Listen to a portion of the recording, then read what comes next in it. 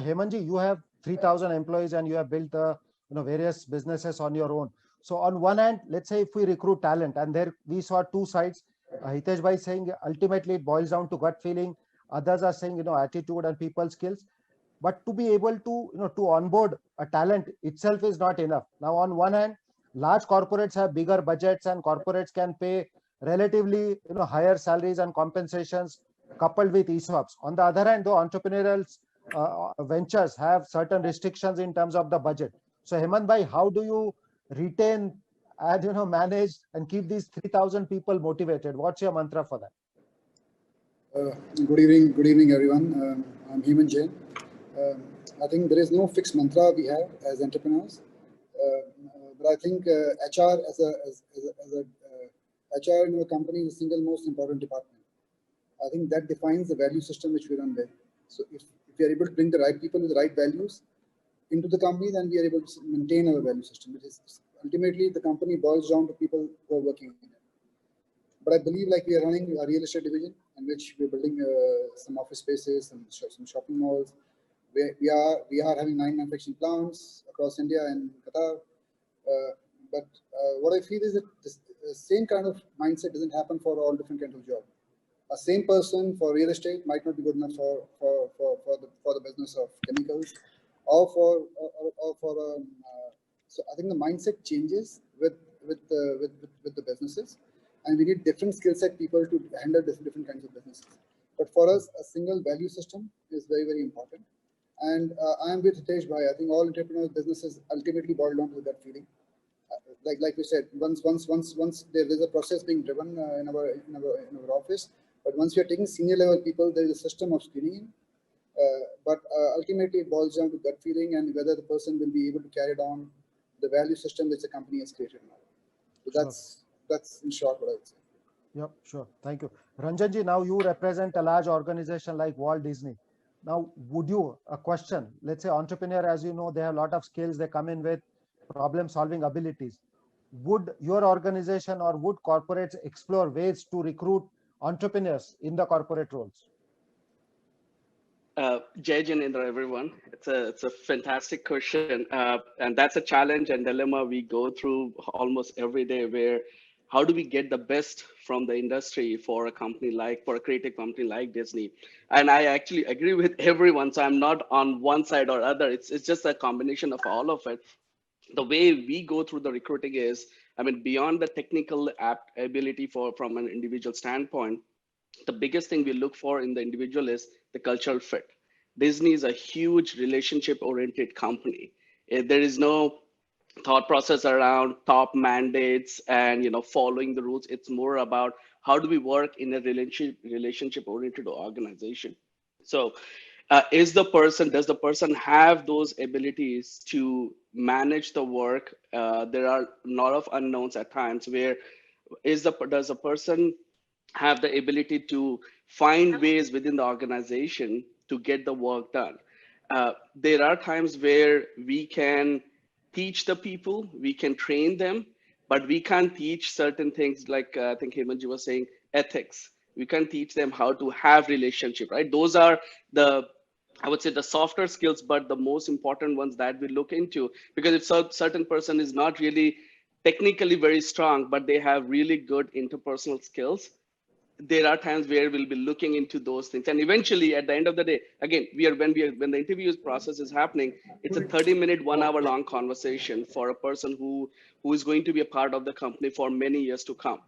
So it's eventually it comes down to a gut feeling that how strongly you're feeling towards that candidate given all the conversation that person has gone through. So that's where I would say it's a combination of certain framework that HR puts together, certain guidelines, and at the end, it's like how strongly you're feeling that this person is going to fit into the culture of the company. Thank you, Ranjanji. Now, Sureshji, the next step. So we recruited the right people, then we ensure that they remain there. But how do we ensure that they remain motivated? Now, Sureshji, you not only run 15,000 plus Jito organization as the global head, as the global president, but you also have transitioned your $70 million venture and you are into various countries. You are also the star exporter. So you have seen various quarters of this prism. So what is your take on this? How do you keep them motivated? Right. So I think I have to admit that I have not really excelled in this department of recruitment yet. But to whatever little experience that I've got of handling recruitments in different positions in our office, we are into about 5 major verticals. So over the period of time now, we've sort of, I've personally making sure that I don't really get involved into recruitments when it comes to, those operations level recruitments. I get involved where there are strategies and, business development. These are the two areas that I really get into where it's purely a gut feeling. There's nothing called as a right or a wrong. Different things have worked for different people. But for me, it's purely a gut feeling. And, whenever we recruit, positions in these two departments, I think we are recruiting partners to us. So you should actually be able to see a part of you in that person. The reason why you want to recruit people at business development or strategies is because you are on a growth path and you're not single-handedly able to, take this forward. And if you're not able to bring somebody who's not in sync with your thought process, who can add to the speed, then I think somewhere you would, lag behind. So if you're able to see yourself, a part of yourself in that person, I think that is where I take decisions. And I think you said, in Jito, for example, for the very first time, we conducted interviews even for the project heads, the zonal heads, the project heads. And I'll tell you, just by that mere formality of conducting this interviews and really getting to know, okay, are you in the same zone of thought process?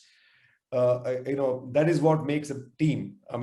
For different people, it can be a different team, but when it comes to you, your thought process is reflected in your team. Alignment is the key. So I think that is what sort of translates into success. Thank you. Thank you, Surajji. Prashantji, over to you. But your framework has worked, Prashantji, as you are saying. We have seen 3 people on one side use the word gut feel, and some others the framework or the process. So over to you, Prashantji. Yeah, Hemant Bhai has his hand raised, but I'm already excited to share this.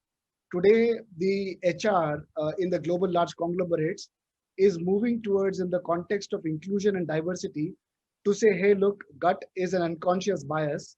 And to eliminate gut, they create a 3-panel interview. And they say, you should not follow your gut, but you should really be objective about your interviews. So it's quite exciting to see the balance between gut in the attitude, culture match, and ego match. It was very exciting. Hemant Bhai, over to you. And then quickly, I have a burning question in my stomach. I want to get it out. But quickly, over to you, Hemant Bhai. We are working with different geographies. I think things changes from geographies also. Like in Thailand, if I shout at a person, he'll resign the same day.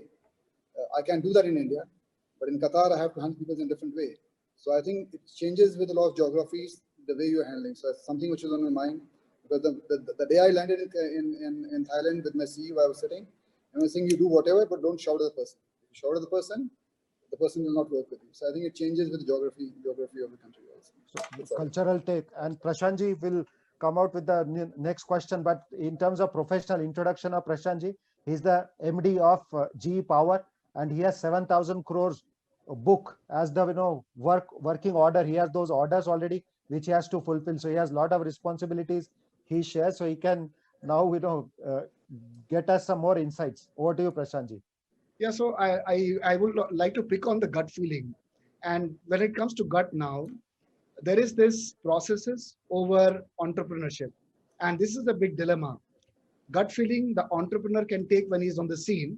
But I'm very curious to know, how does it work when you have now a scale of 3,000 employees? How do you manage the gut versus process? So this is my question, and I would like to throw it open. Maybe I'll start with you, Hiteshji. As you grow, I think, in my opinion, the processes are done. You have that function or HR or whatever there, and they do their processes. When finally it comes to you, definitely you see their recommendations, whatever they like, or you said like a panel interviews and all that. But after that, also as an entrepreneur, you get habituated when you start with a new product, new business, that risk is all gut, right? So when it comes to the decision, you don't take the decision only because your team has recommended. You put something, some value addition from your side. And in my opinion, that value addition is definitely your intellect. But apart from that, gut is also there. So in the taking gut as the context, I want to move towards risk taking for growth. And in your journey in Wari, you have really made big shift from manufacturing instruments. You moved into renewable energy, completely different field, and you made a very good exit from that business. Now, how did you manage that? Did you follow corporates, or did you take a big four survey, or again that was something that you followed because you went to that fair in, was that in Hanover, and that you got an idea and you came back, I will start this. So please tell us about that. So this is again on entrepreneurship. You became opportunistic, right? And there you are quite a flexible. I tell my people this very regularly. The person on the street, for him to take a decision, it takes a minute to give you even 50% discount. And as I'm growing, this is changing. Even 5% discount takes 10 days in my company sometimes, right? So opportunity, when you see that you have a larger opportunity from instrumentation and you have a 24 hours, you take that call that you are getting a good valuation here, exit from this and go to the next. So it's like an opportunity and the decision what you take. But if you put it to the group probably, and as I said, this 5% discount, whether we should exit this business which you started and or you make an expansion and additional business instead of closing one and moving to another. Probably that, in my opinion, is the big difference between the professionals and the entrepreneurs. Sure. So over to you, Ranjan, to understand you managing cyber security risk, something that you cannot leave to gut. So tell us, how do you manage now from processes? How much flexibility do you see in process versus gut, or taking that intuitive or gut feeling? Actually, I probably am on the extreme end right now from a company standpoint where we have just too many processes, and that slows us down. And I know, like, we will talk a bit probably more about that. But from a risk standpoint, I mean, one thing that we typically do is at the time of initiation of the work, anything new, right, where we do that analysis upfront, so that once the decision has been made, then it's all about making it happen. Now, obviously, things change. So there are checkpoints that we have, whether it's, leadership forums, committees, and other areas. And that's where I think processes comes in to make sure that the decisions that were made, whether it's financially, whether looking at the business, whether it's, improving a process, we are coming up with the KPIs, the key performance indicators, to make sure that we are heading in the right direction, to align to the vision or to the strategy that was initially agreed upon, so that in case there is any deviation, we can do the course correction. Can I have a follow-up, Prashantji? Can I ask a follow-up? So I'm really tempted to ask Adityaji. Now, on one hand, you were a part of 200,000 people strong team. Also, you have worked with Boston Consulting Group. So the basic question is now the fact that most of the entrepreneurial ventures are saying that gut feel is very critical, and that at the end of the day, that prevails. So can gut be learned? If there is, let's say, some corporate executives or even other entrepreneurs, they want to know what is gut, how do you see that, and can it be learned or can it be cultivated? Absolutely, gut can be learned and it can be heard. So there is this thing in corporate world where rely on data. Yeah, for some there is God, and then for everything else there is data, right? So that's a big mantra. And if you ask, so over my 7 years of strategy consulting, I would have consulted and advised over 50, 70 CEOs. Yeah. So I want to do this, learning this thing about gut and feeling. I don't think any one of them could have run a company with just based on guts and feeling. Right? They couldn't have scaled the company just on guts and feeling, but they couldn't have run the company based on just processes and data as well. So it is a mix. It's basically, how do you mix data and insights with experience and expertise? And eventually, when it comes to making a decision, it comes down to some mixture of all three of data, insights, expertise, and a feeling, and how do you go about it? Yeah. Thank you. Now, Hemanji, if I can just ask as a follow-up to that, now from 0 to 3,000, with 3,000 employees, as Aditya ji has said, scaling up cannot just happen based on gut. So how do you manage that? How do you balance out gut for any business decisions that you have done? You have manufacturing facilities at Qatar, Thailand, and 3 new plants coming up at Gujarat. So given all the scale that with which you work with, how do you ensure that gut gets supplemented with processes and system? How did you transition into that large scale up? I think operationally, I think process takes over guts, because the plant, we are process-driven plants. These are like chemical plants, and these are all process-driven and part of the business. So I think operationally, on a day-to-day basis, we are more process-driven. But whenever it comes to a larger decision of shifting to a business, a new venture, then I think gut prevails over the processes. But on a day-to-day basis, on a day-to-day functional basis, if the company has to run, it runs on a basis of processes, of systems which are set up. But at the head, sometimes when only in times of India is a unique country. We have troubles which comes without knocking.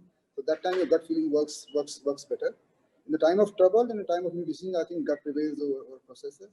But on a functional basis, if I say, I think processes in our company are the way to go forward. Sure. The way the companies can run. If you are doing multiple businesses, I think you cannot do purely on that. Sure.